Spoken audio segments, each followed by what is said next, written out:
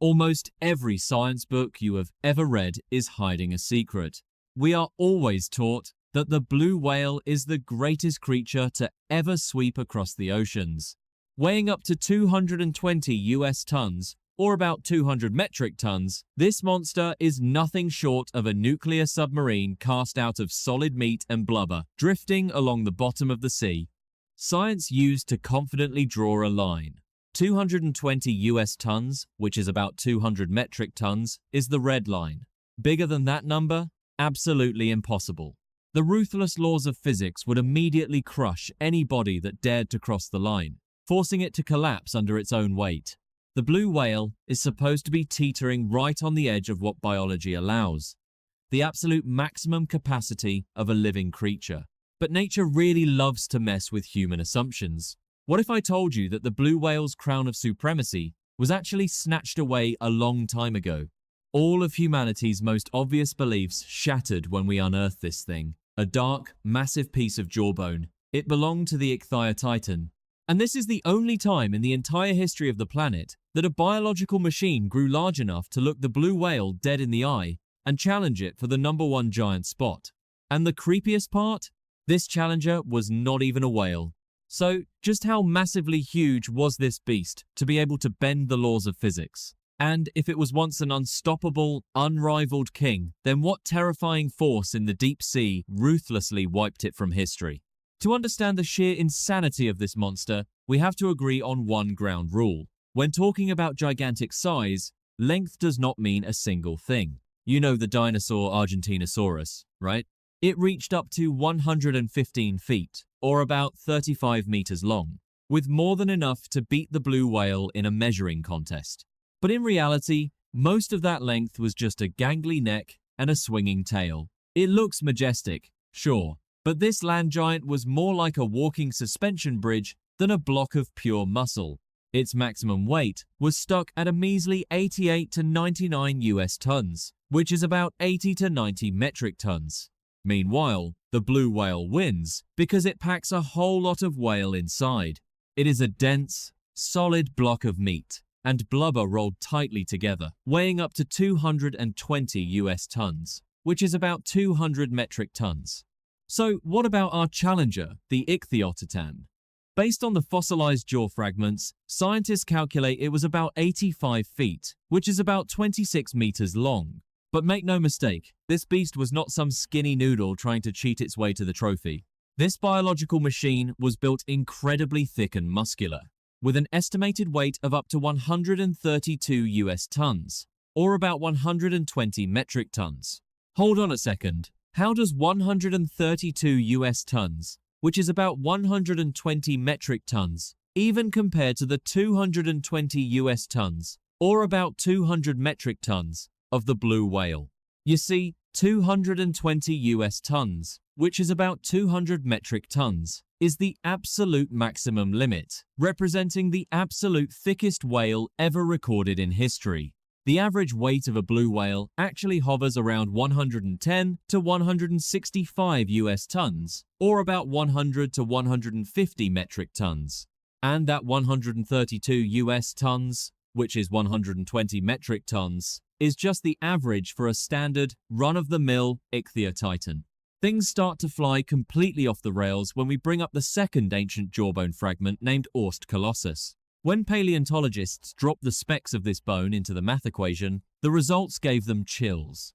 The size of this individual jumped to nearly 98 feet, or about 30 meters, and its mass exploded up to 193 US tons, which is about 175 metric tons.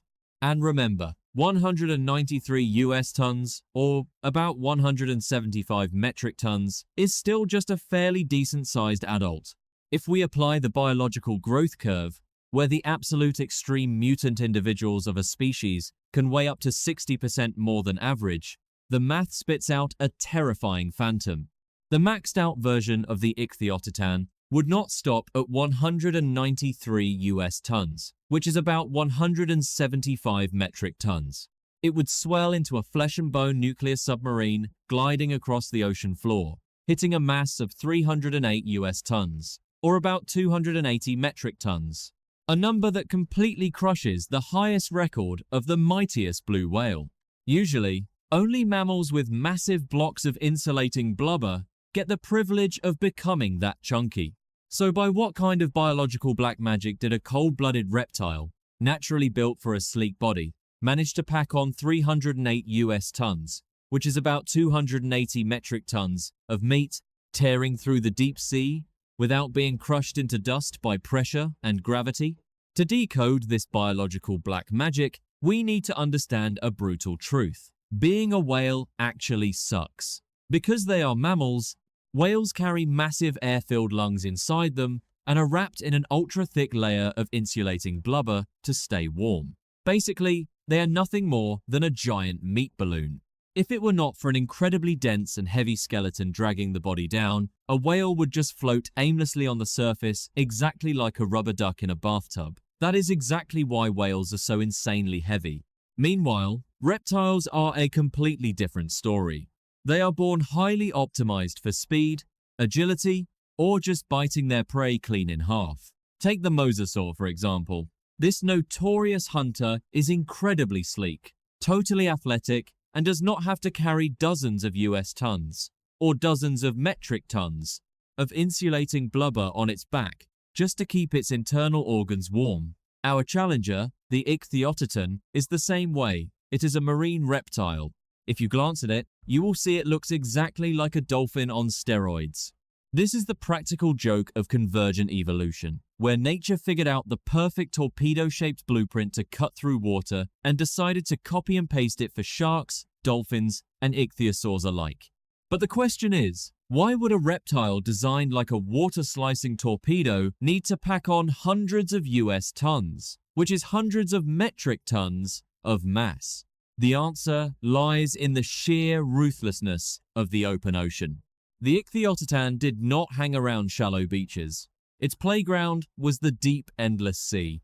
When you have to swim thousands of miles, or thousands of kilometers, across a global ocean, carrying around a tiny body is actually a massive waste of energy.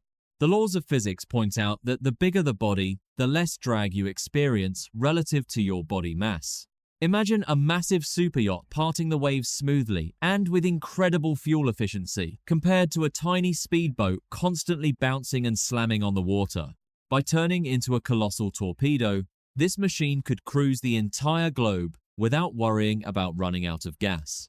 And this massive size also helped it unlock an ultimate cheat code from nature to solve the fatal flaw of reptiles, the freezing cold. Down in the depths of the Triassic period, it was brutally cold, and reptiles absolutely hate the cold. By pushing its size to the absolute extreme, the Ichthyosaurs triggered gigantothermy, the phenomenon of massive bodies generating heat. It was so insanely large that the body heat it produced could not escape fast enough. Suddenly, this cold-blooded monster turned into a living thermal battery, a biological reactor that let it dive deeper and hunt in colder waters than any of its rivals. Of course, these superpowers would be completely useless if gravity crushed you. On land, the structural breaking point for an animal is roughly 110 US tons, which is about 100 metric tons. Larger than that mark, and your legs will snap like dry twigs. That is the reason the largest land animals had to stop at the level of the Argentinosaurus. But down in the ocean, water becomes the most forgiving Mother Nature imaginable. The buoyancy of the water carries the entire burden of the weight. You do not need legs, you just need to float. Buoyancy is the exclusive hall pass for machines like the blue whale and the Ichthyosaurs to shatter the 220 US tons, or 200 metric tons, barrier. It had a perfect water-slicing torpedo body, a perpetual thermal reactor inside, and absolute immunity to the devastation of gravity. If this hunting machine truly was an immortal god with zero weaknesses, then what terrifying force could have dragged it down to the deep grave of extinction? There is a ruthless but undeniable law in the natural world. You can possess the most perfect body to fight off gravity, an invincible suit of armor, and an endless biological reactor. But if you do not have anything to stuff in your mouth, you are just a giant corpse waiting to rot. Luckily for the Ichthyosaurs, The ocean at the end of the Triassic period was not just a body of water. It was a massive all-you-can-eat buffet of fresh meat, open 24/7, and completely on the house. Imagine a chaotic world where the dark seas were jam-packed with massive amounts of biomass.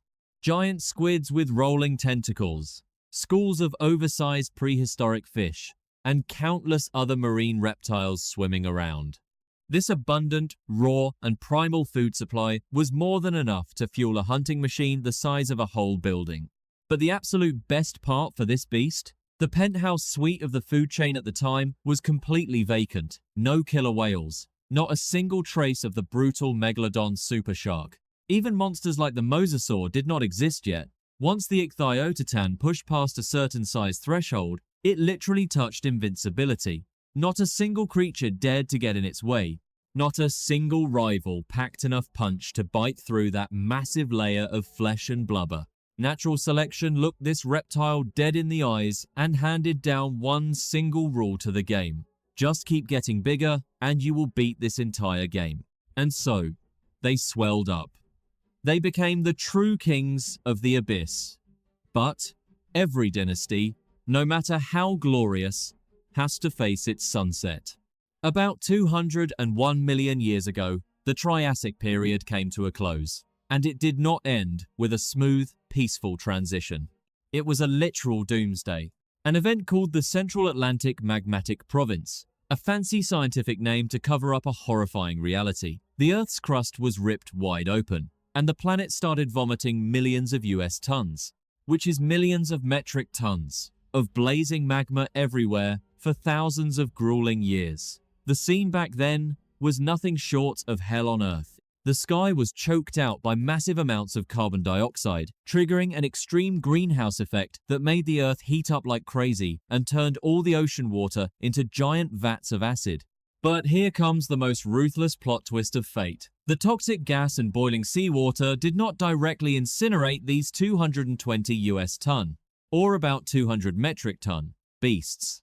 The killer that took down the god of the ocean was actually its very own ultimate weapon, its giant size. Ocean acidification wiped out the very roots of the food chain, melting away and erasing all the juicy prey that the Ichthyosaurs used to devour.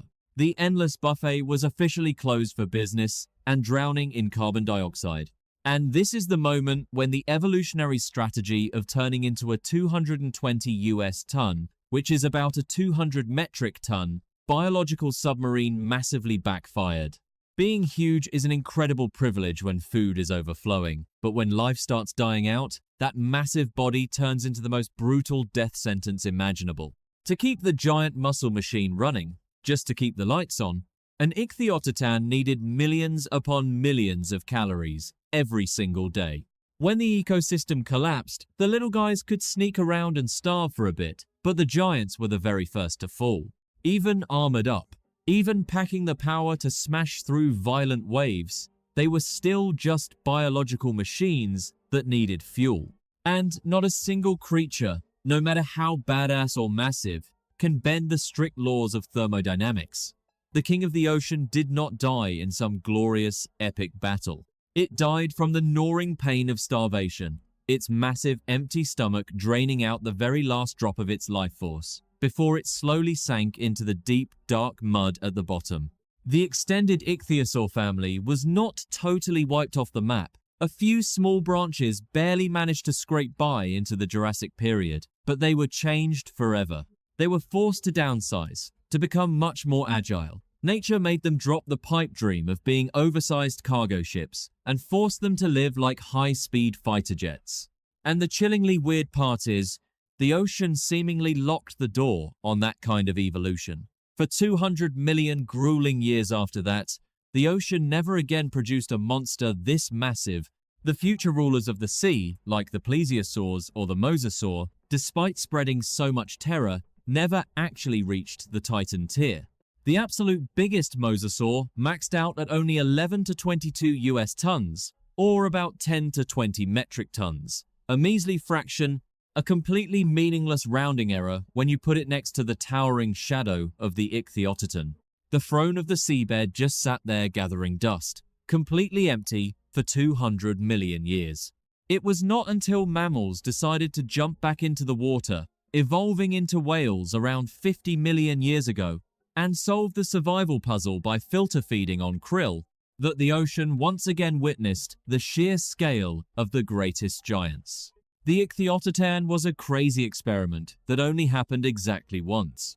A fleeting moment of glory in history, where a reptile pushed to the absolute limits of physics and proved that the blue whale is not the only master of the 220 US ton, which is about the 200 metric ton, club. The whale is actually just late to the party. The disappearance of the Ichthyosaurs left a massive void in Earth's history. But wait a second, if 308 US tons, or about 280 metric tons, was once a completely doable number in an ocean packed full of food and oxygen, are we jumping the gun when we conclude that 220 US tons, which is about 200 metric tons, is the absolute limit of biology? Or is it really just the limit of what humans have managed to accidentally dig up?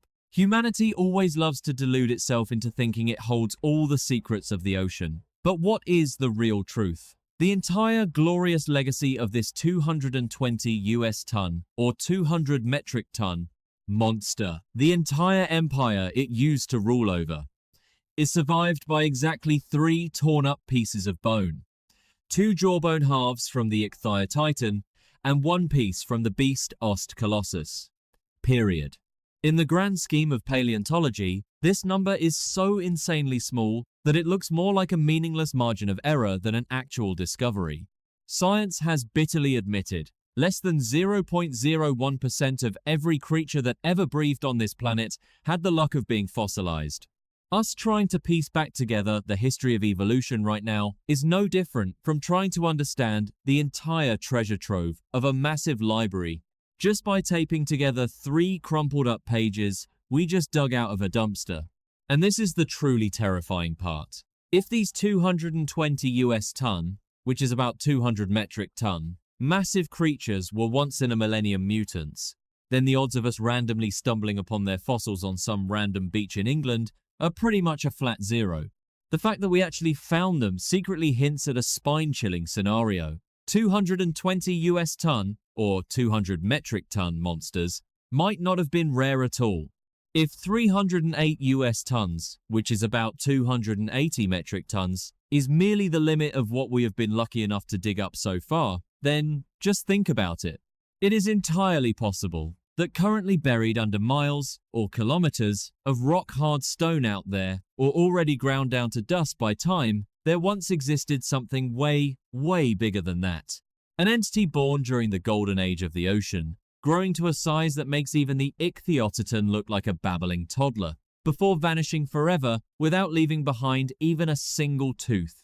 Even so, massive biological machines like that will never get a second chance to rise up in our oceans today, because humanity is the most ruthless glass ceiling blocking any extreme evolution.